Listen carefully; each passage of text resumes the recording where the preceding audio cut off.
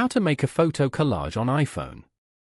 To make a photo collage on iPhone, first of all, go ahead and open up Pictorinter application on your iPhone.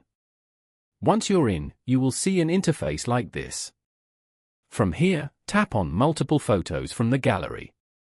Once you're done, select the collage style from the bottom panel. After you're done selecting the collage style, tap on Next in the bottom right corner of your screen. Now, you can edit the collage from the tools available here. Tap this icon in the bottom left corner. Change the collage style if you aren't satisfied with the previous one. Then, tap this tick mark over here. Just tap over any photo to resize it. Once you're done, tap on Save at the top right corner of your screen. Then, tap on the Save icon over here. There you go, you have successfully made a photo collage on your iPhone. By following these simple steps, you can easily make a photo collage on your iPhone.